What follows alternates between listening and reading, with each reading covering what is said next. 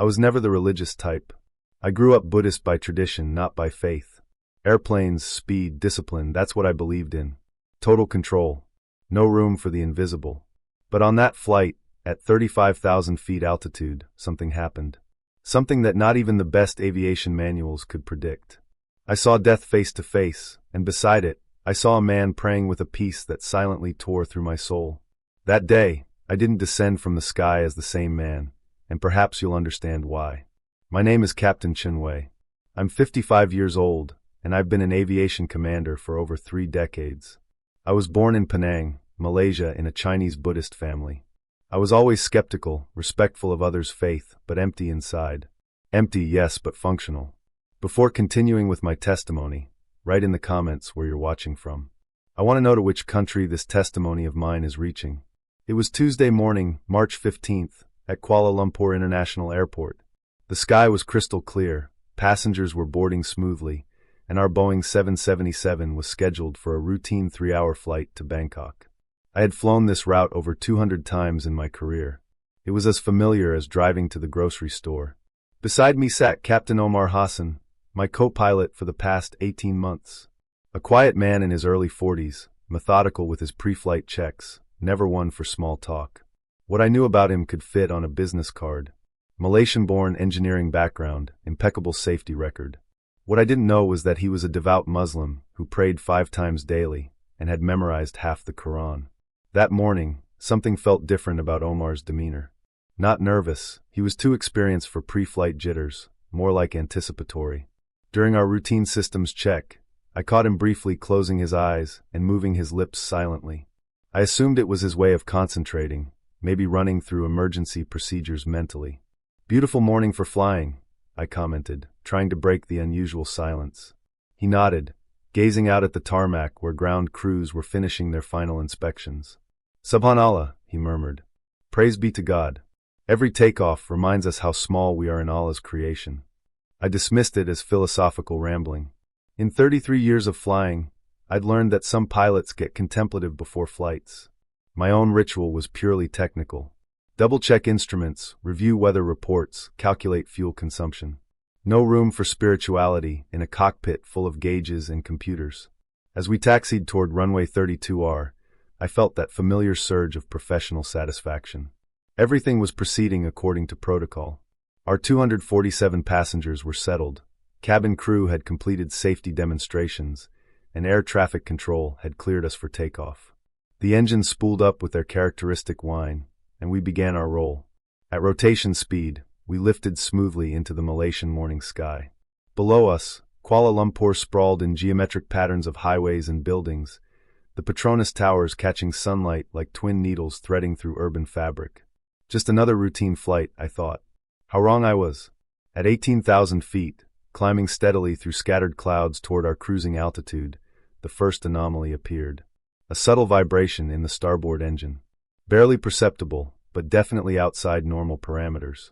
I'd felt this before, usually a minor imbalance that corrects itself within minutes.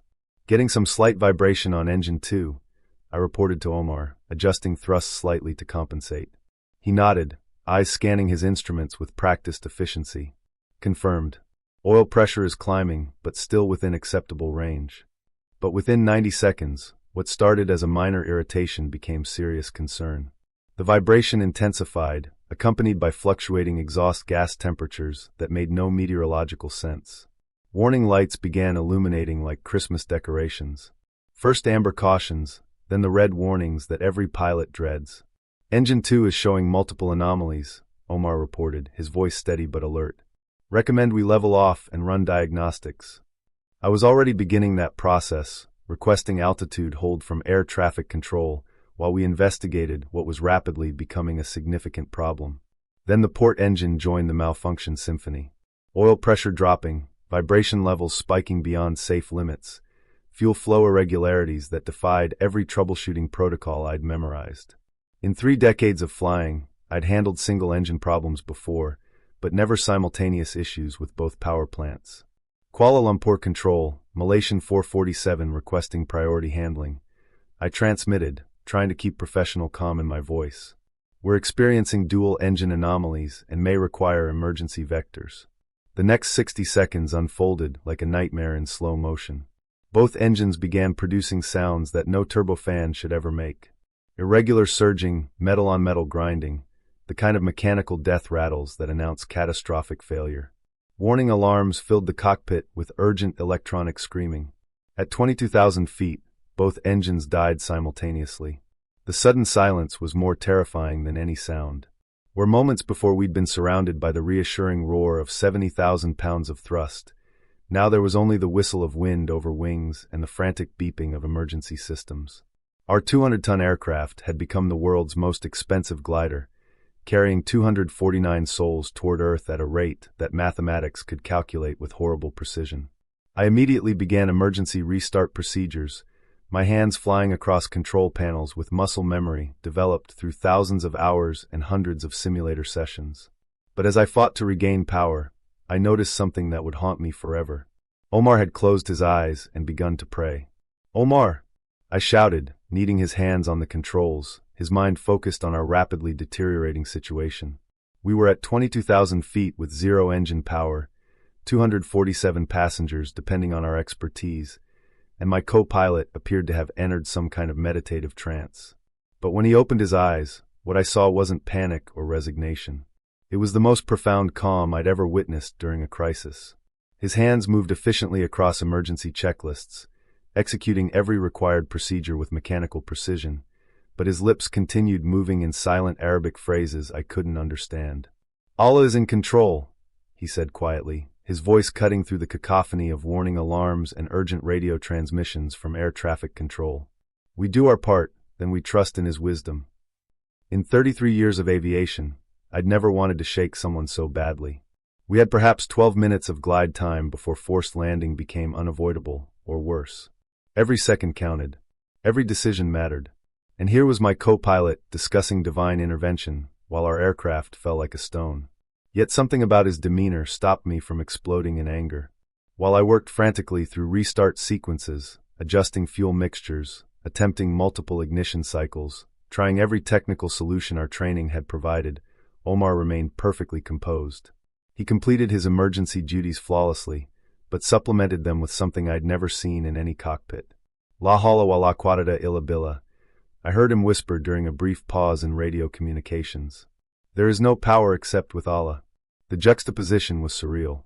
Technical competence married to spiritual surrender. Part of me was furious at what seemed like fatalism when action was required.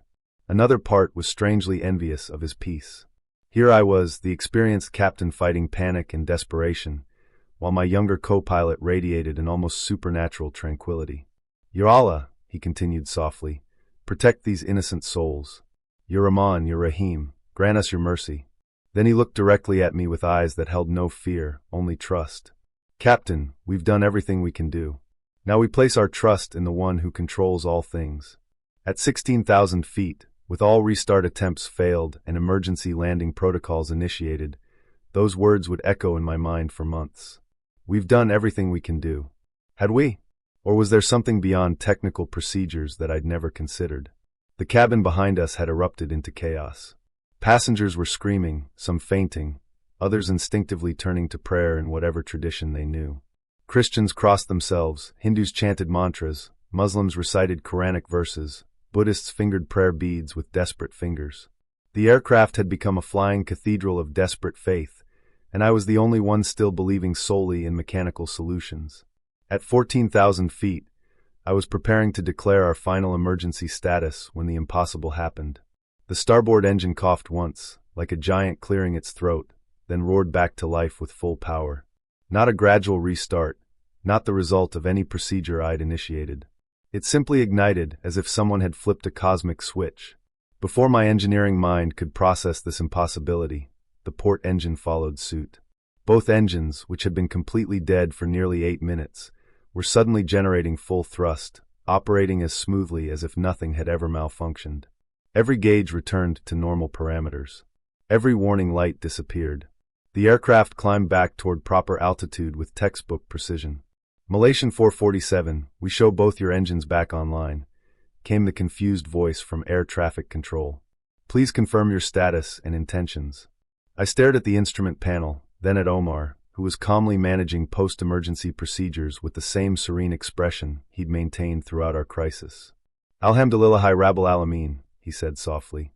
"All praise belongs to Allah, Lord of all worlds." No surprise in his voice, no relief, just quiet gratitude. "The mercy has descended," he added, as if divine intervention was the most natural explanation in aviation. I tried desperately to find technical reasons. Temporary fuel line blockage that cleared itself, electrical malfunction that somehow reset simultaneously in both engines, computer glitch that corrected spontaneously. But my engineering training kept shouting the truth. Simultaneous dual engine failure followed by simultaneous dual engine restart simply doesn't happen. Not without cause, not without intervention. Control, Malaysian 447. Both engines restored. All systems normal. Requesting clearance to continue to destination, I reported, my voice steadier than my hands. But inside, something fundamental had cracked. The mathematical certainty I'd built my career on, cause and effect, mechanical reliability, human control over machine, had just been shattered at 14,000 feet.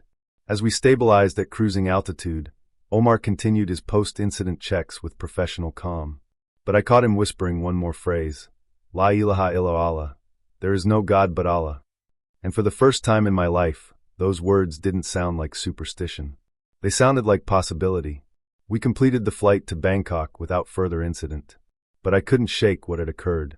The passengers deplaned with tears of gratitude, some stopping to thank us personally, others clutching family members with the desperate relief of people who'd faced their mortality and lived. Several mentioned they'd been praying during the crisis, crediting divine intervention for our safe arrival. Within hours, maintenance teams swarmed our aircraft, running comprehensive diagnostics on both engines. They pulled data recorders, analyzed fuel samples, tested ignition systems, examined every component that could possibly cause dual engine failure. The lead mechanic, Omar, had 23 years' experience with Boeing 777s. "Captain," he reported 6 hours later, "we found absolutely nothing wrong. No mechanical defects, no fuel contamination, no electrical faults. According to every test we've run, these engines never should have failed." He paused, looking puzzled. "And they certainly shouldn't have restarted simultaneously without any manual intervention." That evening in my Bangkok hotel room, I sat staring at the flight report I needed to complete. How do you document the impossible? How do you write, "engines failed for unknown reasons," then restarted through apparent divine intervention, in an official aviation document? But the memory wouldn't leave me alone. Omar's supernatural calm during our crisis. His whispered prayers in Arabic. His complete lack of surprise when the engines returned. His quiet statement, "The mercy has descended." I'd spent 3 decades trusting in mechanical systems, believing that proper training and technical knowledge could handle any emergency. Today, proper training had failed completely.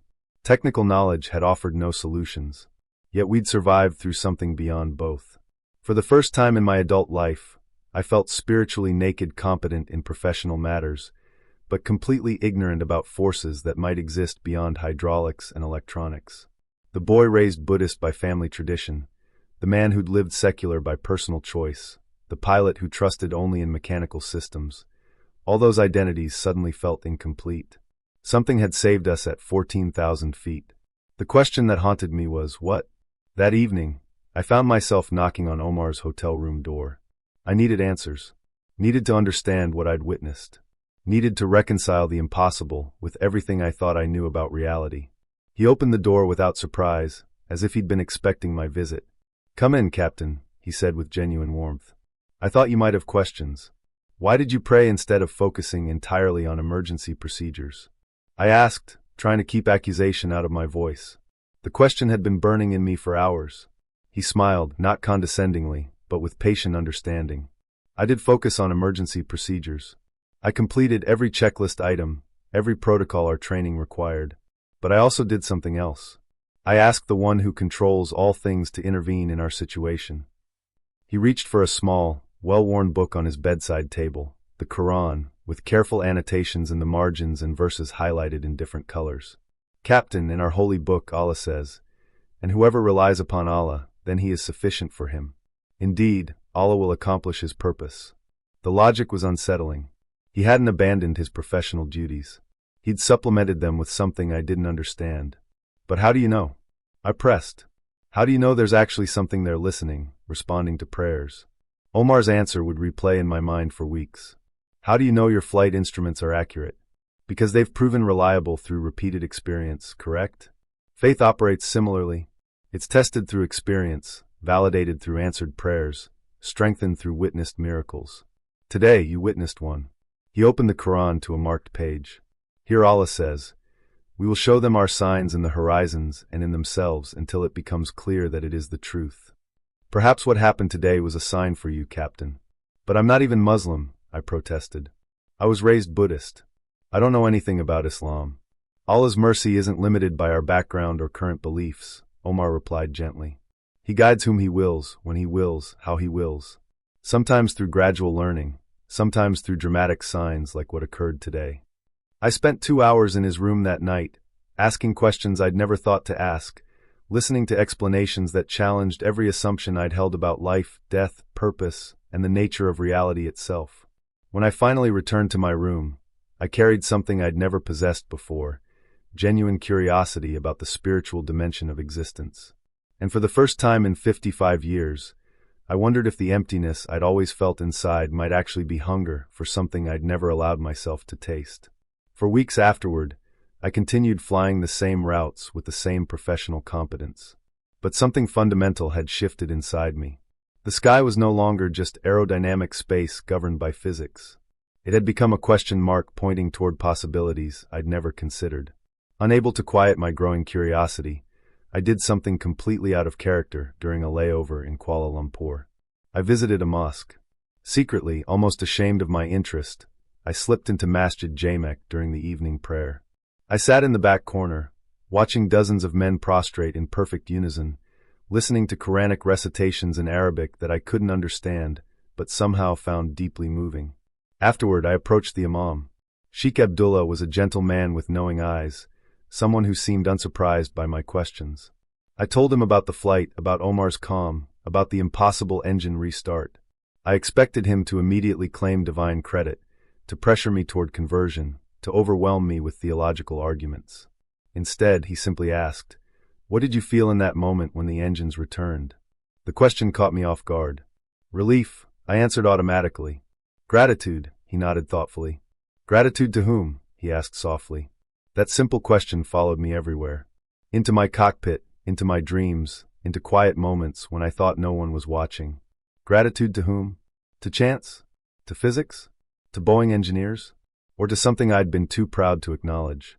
I began reading about Islam during off-duty hours, cross-referencing different translations of the Quran, trying to understand the source of Omar's unshakable peace. The verses about trust in Allah, about divine protection, about signs for those who reflect, they seemed written specifically for skeptics like me, people who needed evidence before belief. The breaking point came during a family dinner when my elderly mother asked about my religious phase. Her disappointment was obvious. "We raised you with proper values," she said. "Why do you need to search for something different?" How could I explain that I wasn't searching for something different, but for something missing? That the Buddhist traditions I'd inherited felt like beautiful philosophy, but empty ritual? That for the first time in my life, I'd encountered someone whose faith wasn't just cultural heritage, but living, breathing trust in divine reality? 3 months after that life-changing flight, I found myself alone in a hotel room in Jakarta during a routine layover. The call to Maghrib prayer drifted through my window from a nearby mosque. And for the first time, instead of ignoring it, I found myself listening. Really listening. The Arabic words I couldn't understand carried a melody of surrender, an invitation to something greater than my engineering degree, my pilot's license, my 3 decades of professional achievements. In that moment, all my intellectual resistance crumbled like paper in rain. I had been fighting the inevitable for months, clinging to old certainties while new truth pressed against my heart like dawn against darkness. I knelt on the cold hotel room floor, tears streaming down my face without sound, and spoke the words that would change everything. I bear witness that there is no God but Allah, and I bear witness that Muhammad is his messenger. The Arabic pronunciation was clumsy, my voice broken with emotion, but the meaning burned through me like lightning. In that instant, 55 years of spiritual emptiness filled with something I'd never experienced, absolute certainty. Not the mathematical certainty of flight calculations, but the deeper certainty of a soul recognizing its creator. As I lowered my forehead to the floor in my first prostration, I understood what Omar had known all along. Sometimes the greatest strength comes from admitting our weakness. And sometimes the safest flight path leads through surrender to the one who controls all winds. The boy who had been raised Buddhist by tradition, the man who had lived secular by choice, the pilot who had trusted only in mechanical systems, all those identities merged into something new. A Muslim who had found his way home through the mercy that descends from above. Rising from that first sujud, I felt a peace that surpassed the calm I'd always sought in cockpits. The control I'd spent decades perfecting was nothing compared to the freedom that came from surrendering control to Allah. At 14,000 feet, He had saved our aircraft. On the floor of that hotel room, He saved my soul. If you know someone who's also flying without direction, share this video with them. Because sometimes it's in the middle of chaos, collapse, and falling that mercy descends. And truth lands in the heart like a light that no one can extinguish. From 35,000 feet to the ground of prostration, from Buddhist tradition to Islamic conviction, from mechanical trust to divine surrender. This is my story. But more importantly, it's proof that Allah's guidance can reach anyone, anywhere, even in the cockpit of a falling plane. Write in the comments what touched you most about this story. And remember, every breath is a gift, every heartbeat a sign, every moment an opportunity to recognize the one who controls it all. Allahu Alam. Allah knows best.